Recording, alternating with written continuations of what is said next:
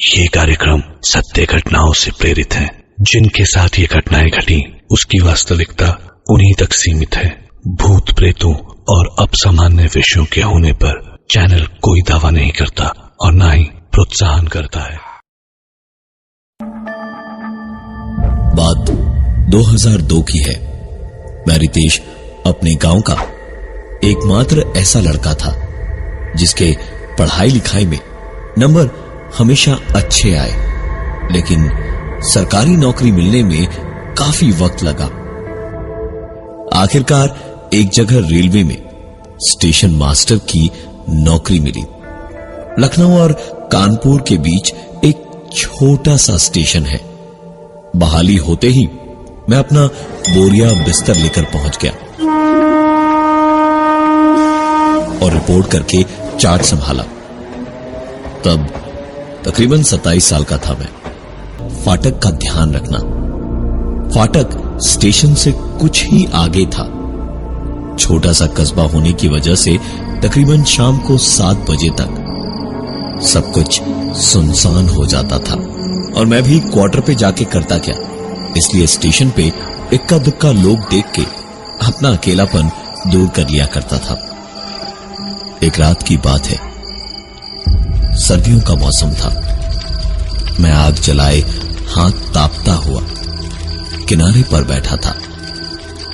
एक आखिरी ट्रेन आनी थी रात की। उसे हरी झंडी दिखाकर मुझे वापस चले जाना था, लेकिन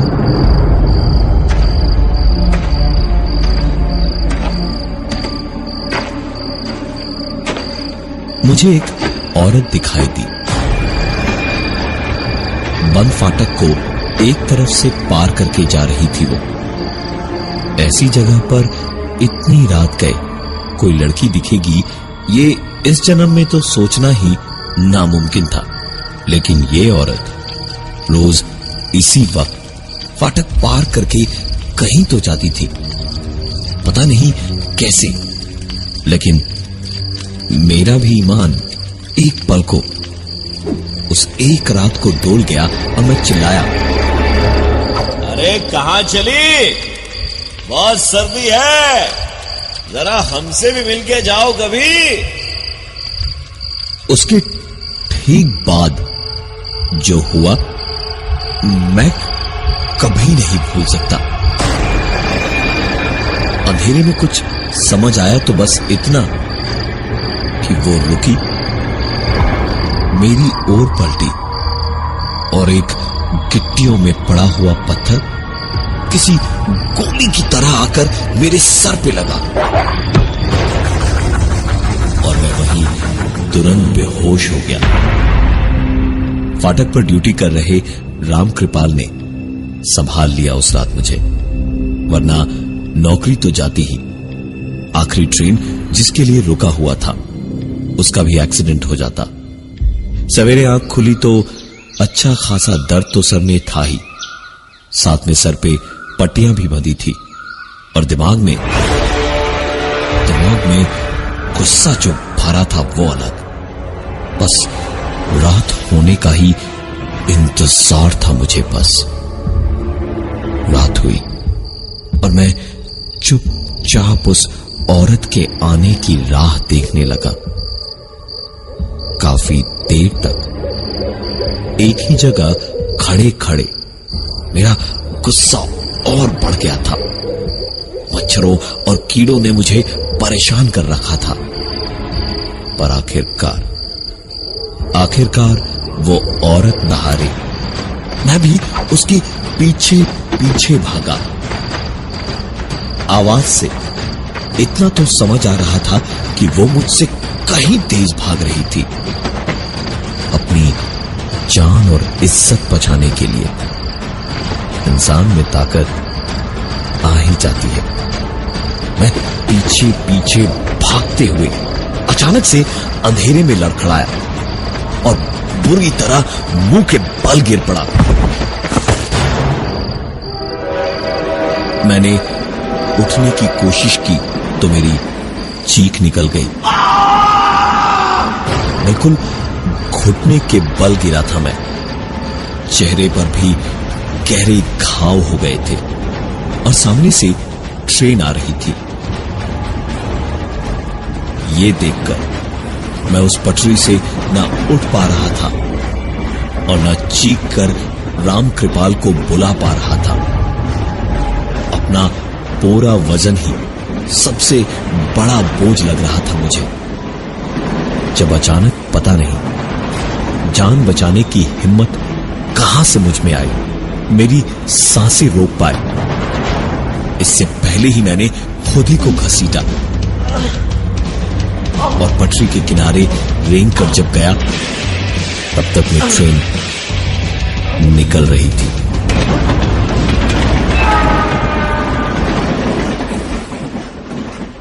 अब बहुत ज्यादा हो चुका था ये मेरे लिए। बात इज्जत की थी। अब पहले दिन पत्थर मार दिया और आज ट्रेन के नीचे आते आते बचा। मैंने सोच लिया था कि इसे तो छोड़ूंगा नहीं, आज के आज हिसाब बराबर कर दूंगा। सवेरे बदन पर लगी हुई चोटों की मरहम पट्टी करवाकर मैं ड्यूटी पर गया। दिन भर बस यही सोच रहा था कि कैसे बदला लूं कि नजर मेरी फाटक पर गई। जिस तरफ फाटक पार करके वो औरत रोज जाती थी, उधर फाटक के पास ही दो बड़े बड़े झाड़ थे। उन्हीं के पीछे छुप के किसी अजगर की तरह अपने शिकार के लिए घात लगाऊंगा और मौका मिलते ही उसे धार दबोचूंगा। सारा दिन बस यही सोचते सोचते बीत गया। एक एक पल ऐसे बीत रहा था जैसे सदियां बीत रही हो। रामकृपाल को गाड़ी को हरी झंडी दिखाने का काम सौंप के मैं चुपचाप झाड़ियों में छुप गया। उसके आने में बस कुछ ही मिनट बाकी थे। झाड़ के पीछे से ही मैंने देखा फाटक के दूसरी तरफ से आ रही थी, धीमे कदमों से रोज की तरह। उसे आते हुए देखकर यकीन नहीं हो रहा था कि वो इतनी तेज दौड़कर मुझे कल रात चकमा दे गई। वो जैसे जैसे करीब आ रही थी, मेरी सांसें तेज हो रही थी, धड़कनें किसी नगाड़े की तरह बज रही थी। बस कुछ ही पल और बीते तो उसकी गर्दन मेरी मुट्ठी में होगी और माफी मांगेगी वो। यही सारी बातें मैं सोच रहा था जब पता नहीं अचानक कैसे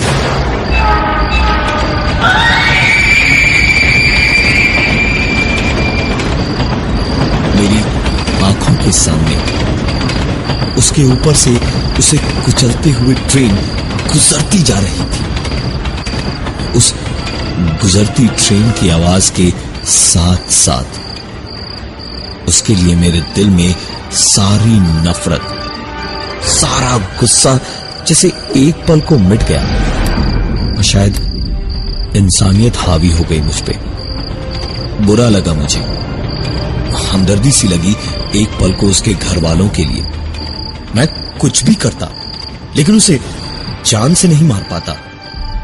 ट्रेन गुजरी और मैं भी झाड़ के पीछे से निकलने को हुआ तो मेरे कदम अपने आप रुक गए।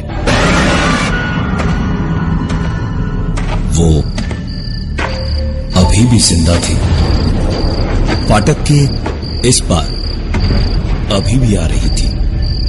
पर सवाल सिर्फ एक था, जो भी मैंने देखा उसके बावजूद कैसे? मेरा गुस्सा, नफरत उसे जिंदा देख के सब जैसे मर के जी उठे थे। मैं झाड़ से निकल के उसके पास 2 ही कदम में पहुंच गया और दांत पीसते हुए मैंने कहा, क्या समझ रही थी? छोड़ दूंगा तुझे, अब तेरी खैर नहीं। मेरे इतना सब कहने, करने और सोचने के बदले में उसने सिर्फ अपना सर उठाया, मुझे एक नजर भर देखा और उसकी नजर में मैंने जो देखा, उसने मेरी आंखों के सामने तुरंत ही अंधेरा सा कर डाला और मेरी आंख सुबह ही खुली। उसी झाड़ के पीछे पड़ा था मैं। बस एक वो दिन था और एक आज का दिन है। कभी दोबारा उसके पीछे नहीं गया मैं। तुमने आज ही ड्यूटी ज्वाइन की है, ये बात याद रखना। वो औरत रोज रात को यहां से निकलेगी, लेकिन उसके रास्ते में कभी मत आना। अब मैं चलता हूं। इतना कह के चार्ज विक्रम को सौंप के रितेश वहां से चलता बना। विक्रम कुर्सी पर बैठा इधर उधर थोड़ी सामने रखी फाइल्स देख रहा था कि तभी आप ही विक्रम सिंह हैं? ड्यूटी ज्वाइन करने आए हैं। मैं यहां का स्टेशन मास्टर हूं, अनिल चौंद्रो। आइए, यहां 2-3 साइन करने होंगे आपको। विक्रम उस आदमी को हैरानी से देखता ही रह गया और फिर खुद को संभालते हुए उसने पूछा, अगर आप स्टेशन मास्टर हैं तो वो रितेश जी कौन है जिन्होंने मुझे चार्ज अभी अभी हैंडओवर किया? अनिल चौंद्रो भौचक्के से विक्रम को देखते ही रह गए और बोले, आप जिनकी बात कर रहे हैं वो तो 2002 में यहां आए थे और ड्यूटी ज्वाइन करने के 3 दिन बाद ही एक हादसे में उनकी मौत हो गई थी।